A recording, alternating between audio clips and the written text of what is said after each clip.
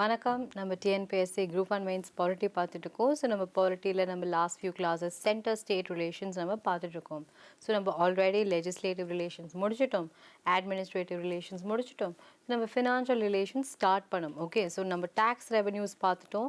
So tax ரெவென்யூஸில் ஒரு 5 point இருக்குது இல்லைங்களா? யார் கலெக்ட் பண்ணுவாங்க, யார் லெவி பண்ணுவாங்க, யார் அதை ரீட்டெயின் பண்ணுவாங்க, அந்த மாதிரி ஒரு 5 டாபிக் இருக்குது. அது எல்லாமே நம்ம பார்த்துட்டோம். ஸோ நமக்கு அதில் ஒரு பேசிக் ஒரு ஐடியா கிடச்சிடுச்சு. நெக்ஸ்ட் டாபிக் உள்ளே போகிறோம். ஸோ அது வந்து டிஸ்ட்ரிபியூஷன் ஆஃப் நான் டேக்ஸ் ரெவென்யூஸ். ஓகே, ஸோ கவர்மெண்ட்டுக்கு வந்து டேக்ஸ் ரெவென்யூஸ்னு தனியாக வரும், நான் டேக்ஸ் ரெவென்யூஸ்னு தனியாக வரும். ஓகே, ஸோ நான் டேக்ஸ் ரெவென்யூஸ்னால் அவங்க சாதாரணமாக அவங்க சர்வீசஸ்க்கு அவங்களுக்கு கிடைக்கிறது.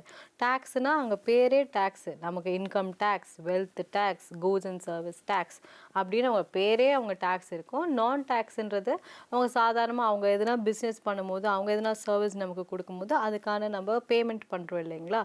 அது எல்லாமே வந்து அவங்களோட நான் டேக்ஸ் ரெவென்யூ கீழே வரும். ஃபார் இன்ஸ்டன்ஸ் என்ன சென்டருக்கு என்னென்னலாம் வரும், நம்ம போஸ்ட் அண்ட் டெலிகிராஃப்ஸ் யூஸ் பண்ணுறோம்.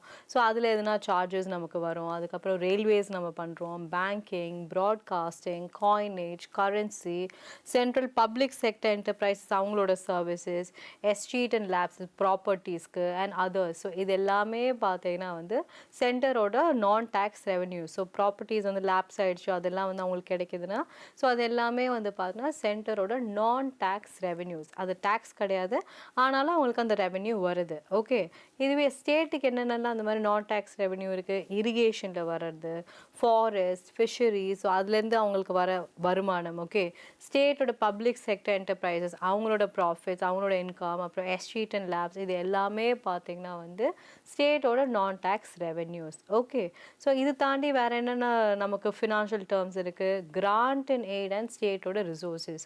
ஸோ கிராண்ட்ஸ் அண்ட் எய்ட் வந்து ஸ்டேட்டோட ரிசோர்ஸ்க்கு எப்படி ஆட் ஆகுது. ஸோ நம்ம ஆல்ரெடி பார்த்தோம் கிராண்ட்ஸ் வந்து 2 கிராண்ட்ஸ் இருக்குது, ஸ்டாச்சுட்டரி அண்ட் டிஸ்க்ரிஷ்னரி. ஸோ நம்ம எப்போவுமே பொதுவாக பார்க்குறது எல்லாமே வந்து பார்த்தோன்னா டிஸ்க்ரிஷ்னரி கிராண்ட்ஸ் தான். ஓகே, ஸ்டாச்சுட்டரின்றது ரொம்ப கம்மி, அது கவர்மெண்ட் கொடுத்து தான் ஆகணும். பட் அதை தாண்டி நிறைய போர்ட்ஃபோலியோஸில் சென்ட்ரல் கவர்மெண்ட் ஸ்டேட் கவர்மெண்ட்ஸ்க்கு கொடுப்பாங்க. ஸோ அது எல்லாமே வந்து பார்த்தீங்கன்னா நம்ம டிஸ்க்ரிஷ்னரி கிராண்ட்டு நம்ம சொல்கிறோம். கரெக்ட். ஸோ ஸ்டாச்சுட்டரி கிராண்டோட ஆர்டிக்கல் என்ன, ஆர்டிக்கல் 275. வெரி இம்பார்ட்டன்ட் கொஸ்டினுங்க இது. ஸ்டாச்சுட்டரி கிராண்ட், டிஸ்க்ரிஷ்னரி கிராண்ட்ஸ்லாம் வந்து வெரி வெரி இம்பார்ட்டன்ட். பிகாஸ் நம்ம சொல்கிறோம் இல்லைங்களா, இந்த புயல் வந்துச்சு, ஸோ இதெல்லாம் வந்து இவங்க பணம் கொடுக்கல, இதெல்லாமே இந்த டாபிக் கீழே தான் வரும். ஸோ கண்டெம்பரரிலி நீங்கள் பார்க்கும்போது இது எல்லாமே வந்து ரொம்ப ரெலவெண்ட் டாபிக்ஸ்ன்றது நமக்கு தெரியணும். Okay, so article 275 empowers the parliament to make grants to the states which are in need of financial assistance and not to every state. எல்லாருக்குமே கொடுக்கணும்னு அவசியம் இல்லை, யாருக்கு ரொம்ப தேவையோ அவங்களுக்கு மட்டும் கொடுத்தா போதும்னு சொல்கிறது தான் அது.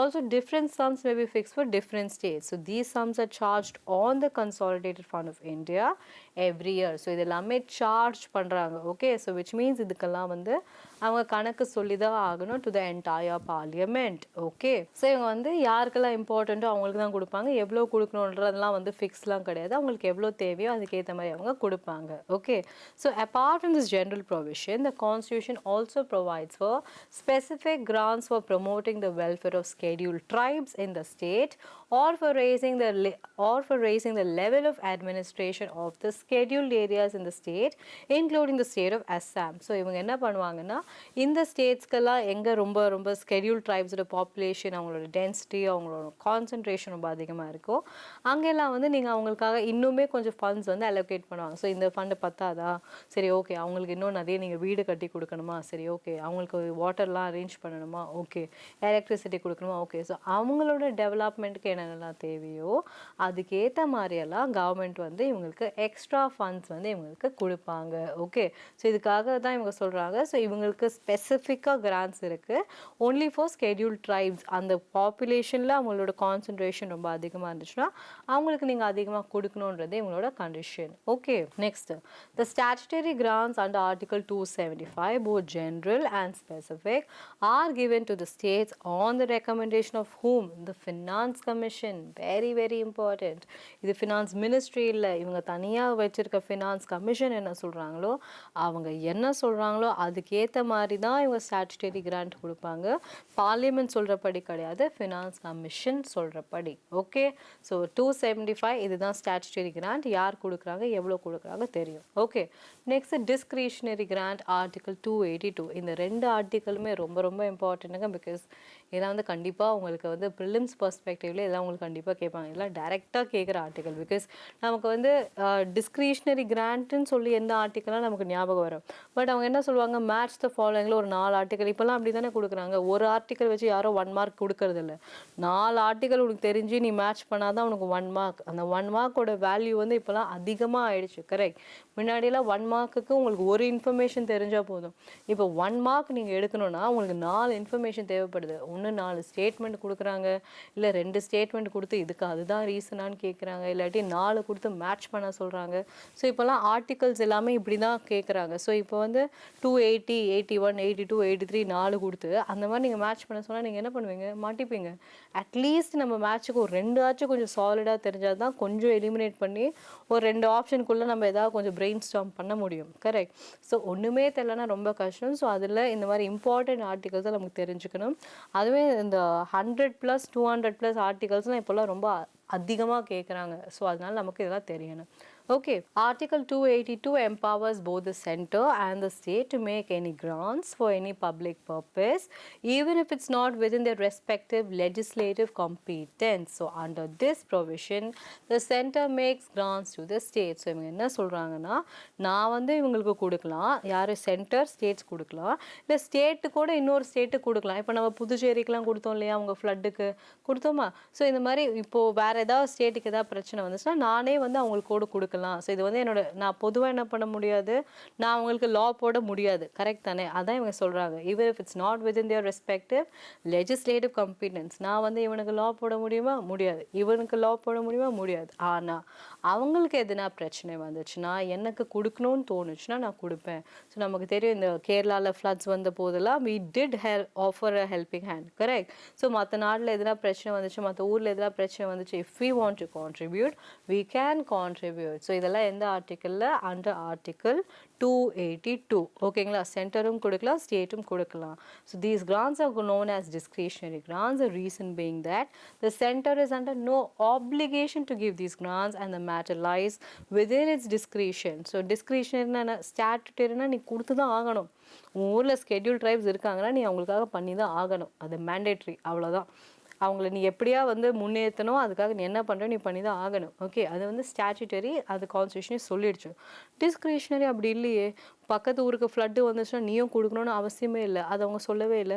But you are doing it on a humanitarian basis. So அதுதான் வந்து டிஸ்கிரிஷனரி. உனக்கு தோணுச்சுன்னா நீ கொடு அப்படின்னு இவங்க சொல்கிறாங்க. ஓகே, ஸோ இது 2 பர்பஸ்க்காக கொடுக்குறேன்னு சொல்கிறாங்க. எதுக்கு? To help the state financially to fulfil the plan targets or to give some leverage to the centre to influence and consolidate or coordinate the state action rather to effectuate the national plan. So அவங்க என்ன சொல்கிறாங்கன்னா, அவங்களுக்கு ஒரு hold வரணும். இப்போ நான் வந்து இது ஏன் உனக்காக தரேன், ஸோ ஏன் உனக்காக நான் தரேன்னா உனக்காக கொஞ்சம் ஹெல்ப் பண்ணணும்னு நான் நினைக்கிறேன். ஸோ உன்னோட டார்கெட்ஸை நீ கொஞ்சம் ஃபுல்ஃபில் பண்ணணும், நீ ரொம்ப கஷ்டப்படுற, ஸோ அதனால் உனக்கு எதுனா நான் பண்ணணும்னு நினைக்கிறேன், அதனால நான் தரேன். இல்லாட்டி என்னோட இன்ஃப்ளூயன்ஸை நான் மேலே போடுறேன். இப்போ நீ என்ன சொல்லுவ, ஓகே ஓகே பாருப்பா, சென்டர் நம்ம கேட்டோன்னே நமக்கு இவ்வளோ பண்ணிட்டாங்க, ஓகே, ஸோ நமக்கு ரொம்ப இதுவாகும். ஸோ நெக்ஸ்ட் நம்ம அலையன்ஸ், கோலிஷன் இதுக்கெலாம் வந்து அது ரொம்ப யூஸ்ஃபுல்லாக இருக்கும். நம்மளோட நேஷனோட வெல்பீங்க்குமே வந்து அது யூஸ்ஃபுல்லாக இருக்கும்னு சொல்லிட்டு உங்களோட லாங் டேர்ம் பர்ஸ்பெக்டிவ்க்கு நீங்கள் அதை பிளான் பண்ணுவீங்க. Correct. To leverage to the centre or to influence and coordinate the state action for national plan. So இன்றைக்கி நீங்கள் ஹெல்ப் பண்ணிங்கன்னா அவங்க என்றைக்கா உங்களுக்கு வந்து எதனா ஒரு ப்ராப்ளம் இருக்கும் போது அவங்க வந்து உங்களுக்காக சப்போர்ட் பண்ணுவாங்க, உங்களுக்காக ஓட் பண்ணுவாங்க. ஸோ இதுதான் உங்களுக்கு தெரியணும். ஓகே, நேஷ்னல் பிளானுக்கு இது அவங்க எஃபெக்ட் பண்ணுவாங்க. ஓகே, ஸோ நெக்ஸ்ட் நம்ம பார்க்க போகிறோம் அதர் கிராண்ட்ஸ். ஸோ ஆல்ரெடி நம்ம ஸ்டாச்சுட்டரி கிராண்ட்ஸ் பார்த்தோம் 275, டிஸ்கிரிஷனரி கிராண்ட் பார்த்தோம் 282. இது ரெண்டுத்தையும் தாண்டி அதர் கிராண்ட்ஸ் இருக்குது. ஸோ அது எல்லாமே பார்த்தோம் சின்ன சின்னது. ஓகே, சும்மா டெம்பரரி பீரியடுக்கு மட்டும். Okay, so Das a provision was made for the grants in lieu of export duties on jute and jute products to the states of Assam, Bihar, Orissa and West Bengal. So அவங்க என்ன சொல்கிறாங்க, so அவங்களெல்லாம் நீங்கள் வந்து export பண்ணும்போது உங்களுக்கு எதுனா வந்து நீங்கள் நிறைய ப்ரொடியூஸ் பண்ணணும். ஸோ அதுக்காக அவங்க நிறைய ப்ரொடியூஸ் பண்ணுறதுக்கு, பிகாஸ் நமக்கு தெரியும் இல்லைங்களா, நம்ம இந்தியா தான் வந்து ஜூட் ப்ரொடக்ஷன் நம்பர் 1 இருக்கும், ஜூட் எக்ஸ்போர்ட்டில் நம்பர் 2 இருக்கும் ஆஃப்டர் பங்களாதேஷ், கரெக்ட். ஸோ அவ்வளோ நம்ம எக்ஸ்போர்ட் பண்ணும்போது நமக்கு வந்து அதுக்காக நிறைய ப்ரொடக்ஷன், நிறைய வந்து அந்த டெக்னாலஜி, அதுக்கெலாம் நமக்கு நிறைய பணம் தேவை. ஸோ கவர்மெண்ட் என்ன சொல்கிறாங்கன்னா, சென்ட்ரல் கவர்மெண்ட் இந்த 4 ஸ்டேட், இவங்க 4 பேர் தானே பக்கத்துலேயே இருக்காங்க. ஸோ இந்த 4 பேருக்கு வந்து நம்ம என்ன முடிஞ்சதோ நம்ம கொடுக்கலாம். ஸோ இப்படி கொடுக்கும்போது அவங்க இன்னும் வந்து அவங்க எக்ஸ்போர்ட்டை டெவலப் பண்ணி கொடுப்பாங்கன்றது நமக்கு தெரியுது. ஓகே, ஸோ இதெல்லாம் வந்து டெம்பரரி பீரியட் தான் பண்ணாங்க. So these sums were charged on the consolidated fund of India and were made to the states on the recommendation of finance commission. So finance commission என்ன சொல்கிறாங்களோ, அவங்க எவ்வளோ பீரியடுக்கு சொல்கிறாங்களோ அதுக்கேற்ற மாதிரி தான் நீங்கள் அந்த கிராண்ட்டும் கொடுக்க போகிறீங்க. அந்த பர்டிகுலர் ஸ்டேட்ஸ்க்கு மட்டும்தான் நீங்கள் அதை கொடுக்க போகிறீங்க. ஓகே, GST கவுன்சில் நமக்கு தெரியும், 101st Amendment 2016 Article 279A கொண்டு வந்திருப்பாங்க. So this council is a joint forum of central and states நமக்கு தெரியும், and it's required to make recommendations to the center on the state on the following points. என்னென்ன taxes, cesses, surcharge levied by the center and the states and the local bodies that will get merged in GST. எதெல்லாம் உள்ள merge பண்ண போகிறீங்கன்னு நீங்கள் தான் சொல்வீங்க. நீங்கள் என்ன சொல்வீங்களோ அதுதான் அந்த கவர்மெண்ட் கேட்க போகுது. கவர்மெண்ட் என்ன சொல்கிறாங்களோ அதுதான் இங்கே இருக்க மக்களும் கேட்க போகிறாங்க. ஓகே, ஸோ நீங்கள் அதை சொல்வீங்க. and the goods and services that may be subjected to GST or exempted from GST. So எந்தெந்த டேக்ஸ்லாம் சப்சியூம் பண்ணுறீங்கன்னு தெரியும். எந்தெந்த ப்ராடக்ட்லாம் GST நீங்கள் போட போகிறீங்க, காரு, ஃபேனு, பீச், எந்த நீங்கள் ப்ராடக்டில் GST போட போகிறீங்க, ஸோ அதையும் நீங்கள் தான் சொல்ல போகிறீங்க. அது நீங்கள் சொல்கிறது தான் மற்றவங்கெல்லாம் கேட்க போகிறாங்க. and model GST laws, principles of levy, apportionment of GST levied on supplies in the course of interstate trade or commerce, and the principles that govern the place of supply. Okay, so model GST laws எதுக்காக நீங்கள் இது பண்ணுறீங்க, எந்தெந்த பேசிஸில் Levy பண்ணுறீங்க, அந்த collect பண்ணதை எப்படி நீங்கள் அப்போர்ஷன் பண்ணுறீங்க. அப்போர்ஷன்னா நீங்கள் எப்படி பிரித்து கொடுக்குறீங்க, சென்டர், ஸ்டேட்டு, மற்ற 2 ஸ்டேட்ஸ்க்கு எப்படி பிரித்து கொடுக்குறீங்க, இது எல்லாமே வந்து நீங்கள் என்ன சொல்கிறீங்களோ அதை தான் மற்றவங்க கேட்க போகிறாங்க. Okay, and the threshold limit of turnover below which goods and services may be exempted from GST.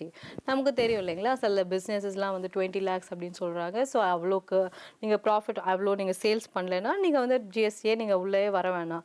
Okay, இப்போ நம்ம ரோட்டில் தள்ளு வண்டியெல்லாம் இருக்காங்க, கரெக்ட். ஸோ அவங்களாம் GST கட்டுறாங்களா?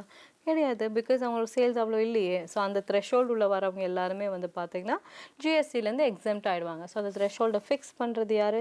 Finance கமிஷனா? No. மினிஸ்ட்ரியா? No.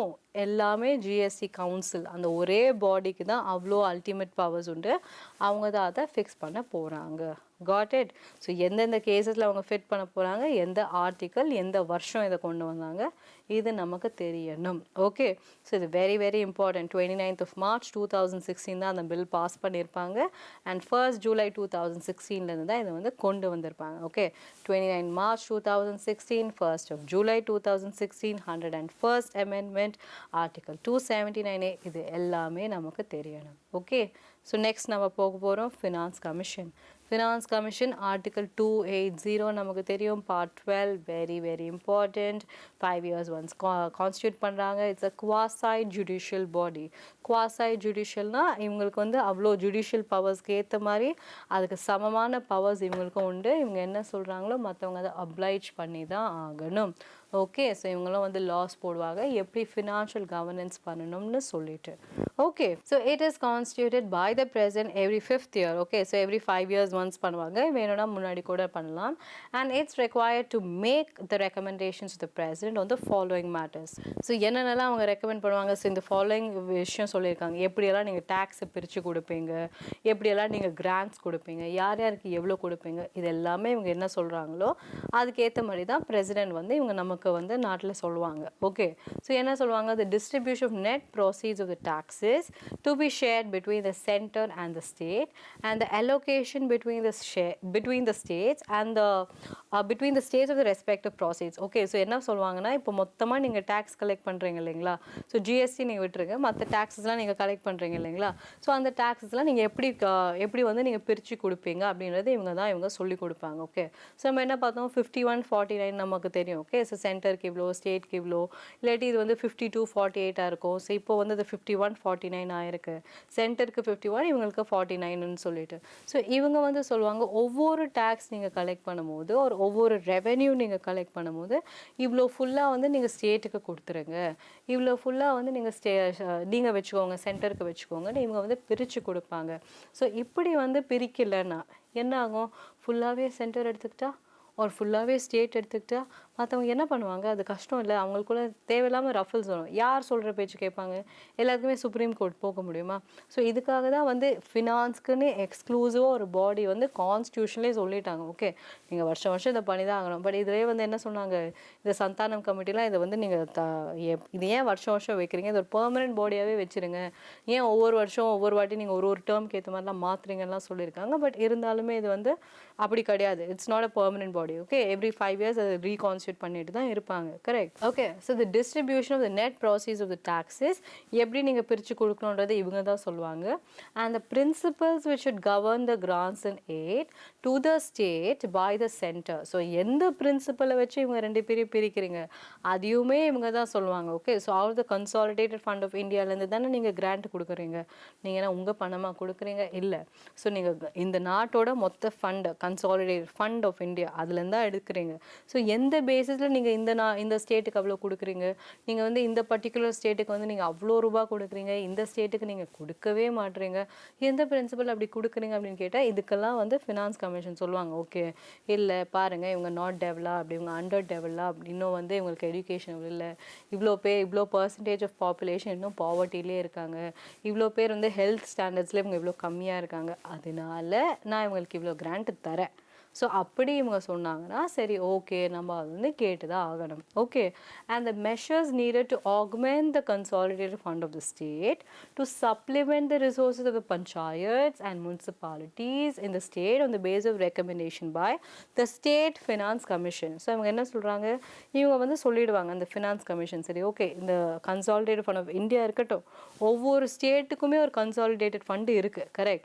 So அந்த கன்சாலிடேட்டட் ஃபண்டை வச்சு தான் உங்கள் ஊரோட கிராஸ் ரூட் லெவல்ஸ் இருக்காங்கல்ல, villages, panchayats, town panchayats, municipalities, அவங்க எல்லாருக்குமே ஃபண்டு நீங்கள் தான் கொடுக்க போகிறீங்க. பிகாஸ் இவங்க எல்லாம் சேர்ந்தா தானே ஒரு ஊர், இவங்க எல்லாம் சேர்ந்தா தான் ஒரு ஊர், ஒரு ஸ்டேட்டு, அந்த ஸ்டேட் சேர்ந்தா தான் ஒரு நாடு.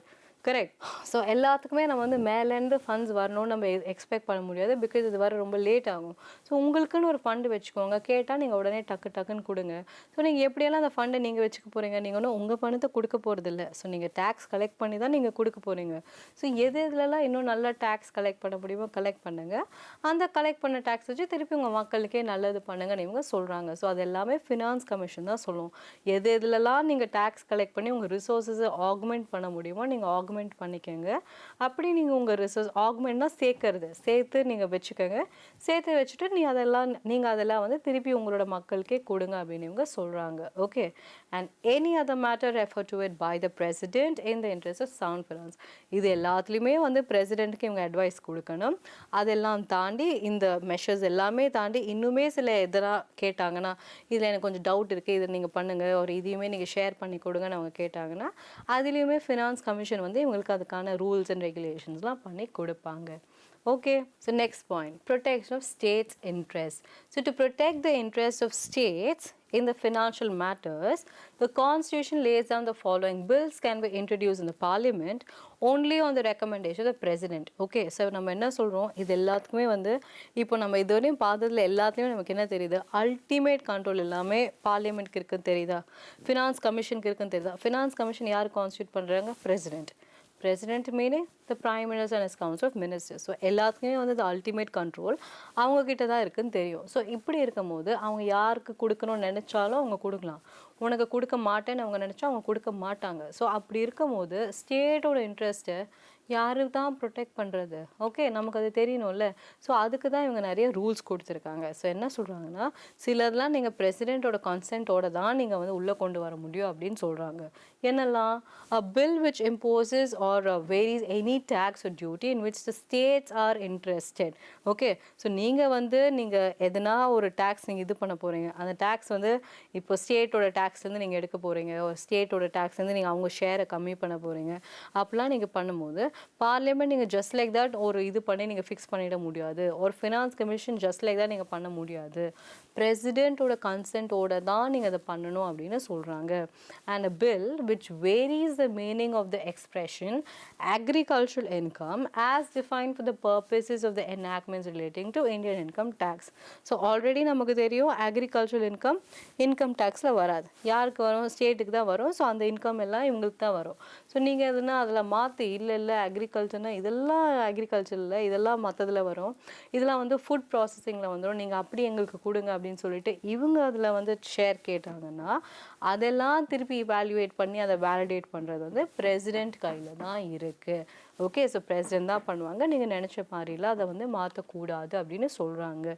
Okay, a bill which affects the principles on which the money may be distributable to the states. Okay, so a bill which affects the principle. So principle நீங்கள் வந்து என்ன சொல்கிறீங்க, இப்போ 2 பேருக்கு இதுன்னா நீங்கள் 2 பேருக்கு இங்கே வாங்குறாங்க, இங்கே அதை தயாரிக்கிறாங்க, இந்த இடத்துல விற்கிறாங்கன்னா நீங்கள் அதுக்கேற்ற மாதிரி டேக்ஸ் கலெக்ட் பண்ண போகிறீங்க. பட் அதுலேயே சில எதுனா ஒரு ப்ராப்ளம் இருக்குது, அண்டர்லைங் பிரின்சிபிள் எதுனா ப்ராப்ளம் இருக்குன்னா, and a bill which imposes any surcharge on any specified tax or a duty for the purpose of center. So நீங்கள் சர்சார்ஜ் போடுறீங்க, ஆல்ரெடி இருக்குது, திருப்பி அதை மாற்றுறீங்க, இல்லை புதுசாக ஒரு சர்சார்ஜ் போடுறீங்க, என்னப்பா ஆல்ரெடி நான் 18 கட்டுறேன், இதெல்லாம் தாண்டி இவ்வளோவா அப்படிலாம் நீங்கள் கேட்கும் போது இதெல்லாமே நீங்கள் ஜஸ்ட் லைக் தான் இம்ப்ரூவ் பண்ண முடியாது. இதெல்லாம் வந்து ஜஸ்ட் லைக் தான் நீங்கள் இம்ப்ளிமெண்ட் பண்ணவும் முடியாது.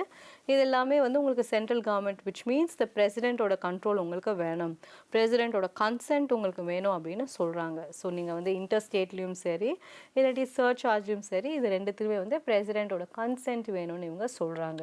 ஸோ இதெல்லாம் வந்து ப்ரொடெக்ஷன் ஆஃப் ஸ்டேட்டோட இன்ட்ரெஸ்ட்ன்றது உங்களுக்கு எங்கே தெரியணும்.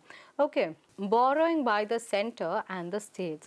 ஸோ இவங்க 2 பேருமே கடன் வாங்குவாங்க, நமக்கு தெரியும்ல. ஸோ இவங்க எல்லாமே வெறும் இப்போது கவர்மெண்ட் எப்படி நடக்குது, எல்லாமே டேக்ஸ் ரெவென்யூஸ் வச்சு மட்டுமா?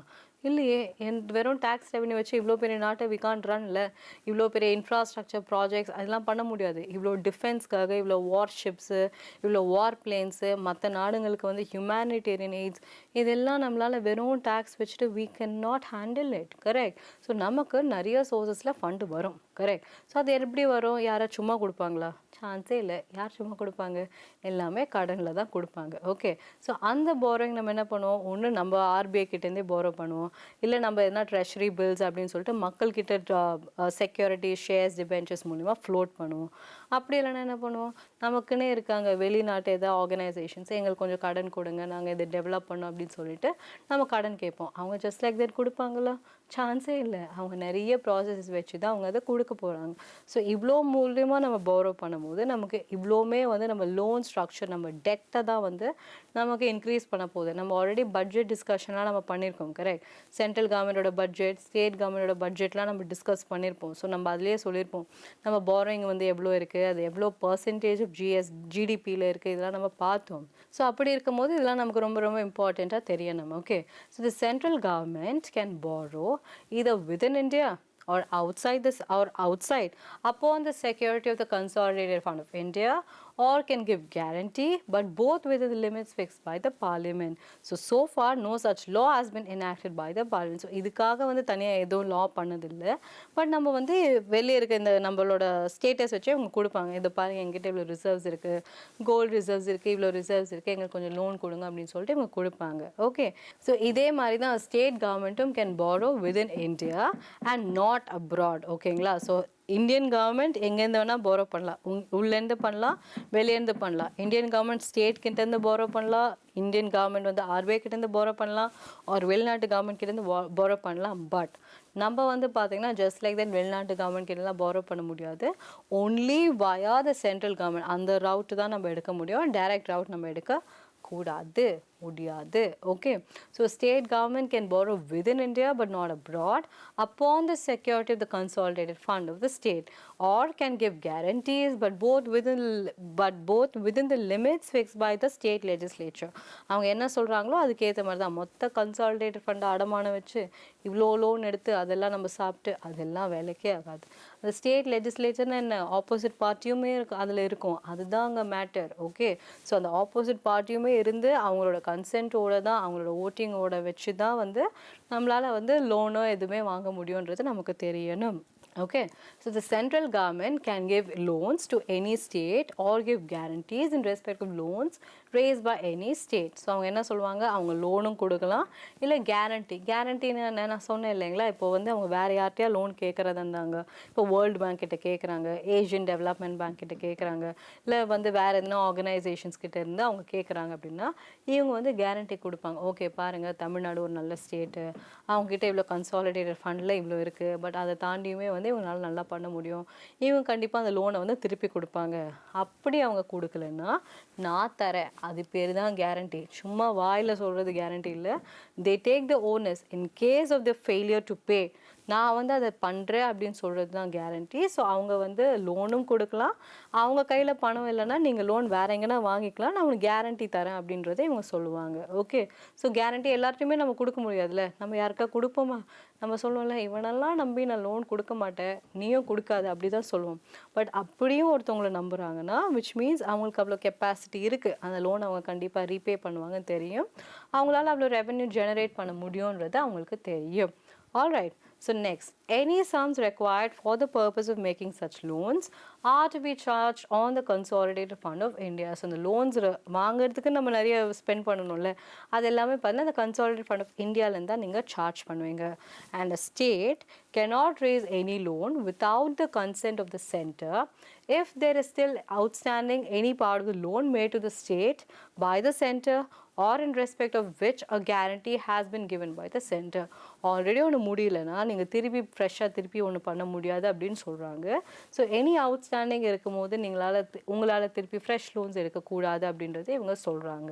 ஓகே, ஸோ அந்த கன்சென்ட் எடுக்கக்கூடாதுன்னு இல்லை, நீங்கள் அந்த கன்சென்ட் சென்ட்ரல் கவர்மெண்ட்டோட கன்சென்ட்டோட தான் நீங்கள் அதை பண்ணணுன்றது இவங்களோட பாயிண்ட். ஓகே, ஸோ இதில் வந்து நமக்கு இம்யூனிட்டிஸ் உண்டு. இம்யூனிட்டிஸ்னால் என்ன, ஒரு சேஃப் கார்டு உண்டு, இன்டர் கவர்மெண்டல் டேக்ஸ் இம்யூனிட்டிஸ்னு இவங்கள சொல்கிறாங்க. ஓகே, ஸோ அந்த மாதிரி இம்யூனிட்டினா என்ன, இம்யூனிட்டினா ஓகே நீ ரொம்ப இதுவாக இருக்குது, எனக்கு கொஞ்சம் டிஸ்கவுண்ட் கொடு, வேவர் கொடு அப்படின்னு சொல்லுவாங்க இல்லைங்களா. ஸோ அந்த மாதிரி தான் அது ஒரு இம்யூனிட்டி மாதிரி, ஒரு குஷன் மாதிரி. ஓகே, ஸோ அது என்ன, exemption of central property from state taxation. So central ப்ராப்பர்ட்டினா இவங்க சென்ட்ரல் கவர்மெண்டோட ப்ராப்பர்ட்டிஸ் இங்கே இருக்குன்னா ஸ்டேட் கவர்மெண்ட் அது மேலே ப்ராப்பர்ட்டி டேக்ஸோ வாட்டர் டேக்ஸோ முனிசிபல் டேக்ஸோ போடக்கூடாது.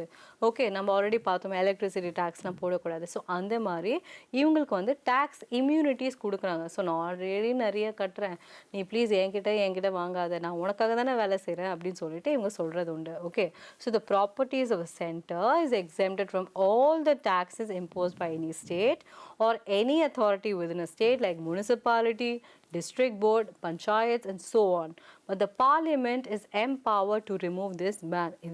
இது வந்து இட்ஸ் அ பேன், அவங்க பண்ணக்கூடாது. பட் என்னைக்கா பார்லிமெண்ட் நினச்சா, என்னைக்கா இந்த நெக்ஸ்ட் 100 years 200 years என்னைக்கா நினச்சா அவங்களால அதை பண்ண முடியும் அப்படின்னு சொல்கிறாங்க. பட் பொதுவாக அப்படி பண்ண மாட்டாங்க. ஓகே, இங்கே the word property includes land, building, shares, debts, everything that has a money value and every kind of property, movable or immovable, tangible or intangible. So இவங்க எல்லாரையுமே வந்து இதுள்ள இவங்க சேர்த்துக்கிறாங்க. Okay, any land, building, shares எல்லாத்தையுமே வந்து இவங்க ப்ராப்பர்ட்டியை இவங்க கன்சிடர் பண்ணுறாங்க. And further the property may be used for sovereign or commercial purposes. Okay, like armed forces அதுக்காக யூஸ் பண்ணாலும் சரி, இல்லை கமர்ஷியல் பர்பஸஸ். இப்போ வந்து ஒரு பிஎஸ்என்எல் பில்டிங் இருக்குது, ஒரு பெரிய ஒரு சென்ட்ரல் கவர்மெண்ட் ஆஃபீஸ் ஒன்று இருக்குது, இப்போ இந்த டேக்ஸ் அத்தாரிட்டிஸ் இருக்குது, இப்போ இந்த ஃபாரின் எம்பசி இருக்குது, அந்த மாதிரி பில்டிங்ஸ் எதாவது இருந்துச்சுன்னா அது எல்லாத்துக்குமே வந்து சென்ட்ரல் கவர்மெண்டோட பில்டிங். ஸோ அந்த கவர்மெண்ட் பில்டிங்ஸ் எல்லாத்துக்குமே வந்து இவங்க எல்லாமே ப்ராப்பர்ட்டின்னு இவங்களோட ப்ராப்பர்ட்டியாக அதை கிளைம் பண்ணுறாங்க. ஸோ அது எதுக்குமே வந்து இவங்க வந்து அதை சார்ஜ் பண்ணக்கூடாது. Okay, so the corporations or the companies created by the central government are not immune from state taxation or local taxation. So என்ன சொல்கிறாங்க, கவர்மெண்ட் பில்டிங்ஸ் மட்டும்தானே தவிர கவர்மெண்ட்டால் கிரியேட் பண்ண கார்பரேஷன்ஸ் கம்பெனிஸ் அவங்களுக்கு அது கிடையாது. கவர்மெண்ட் வேறு, கவர்மெண்ட்டோட கம்பெனி வேறு. ஓகே, இது நமக்கு தெரியணும். ஸோ இப்போ வந்து இங்கே வந்து ஏதாவது லிக்னைட் கம்பெனி இருக்குது, இதில் நெய்வேலி லிக்னைட் இது இருக்குது, எலக்ட்ரிசிட்டி ஜெனரேஷன் இருக்குது, சென்ட்ரல் கவர்மெண்ட்டோட பெட்ரோலியம் இது, பெல் ஃபேக்ட்ரி. ஸோ இந்த மாதிரி அவங்களோட ஃபேக்ட்ரிஸ் எதாவது இருந்துச்சுன்னா அதுக்கெல்லாம் வந்து இம்யூனிட்டி கிடையாது. கவர்மெண்ட் பில்டிங்க்கு மட்டும்தான் இம்யூனிட்டி, கவர்மெண்ட்டோட கம்பெனிக்கு இம்யூனிட்டி கிடையாது. பிகாஸ் கம்பெனின்றது ஒரு செப்பரேட் என்டிட்டி. ஓகே, ஸோ இதை தாண்டி இன்னுமே சில பாயிண்ட்ஸ் எல்லாம் இருக்குது இம்யூனிட்டிஸில், அதெல்லாம் வந்து நம்ம நெக்ஸ்ட் கிளாஸில் பார்க்கலாம். தேங்க்யூ.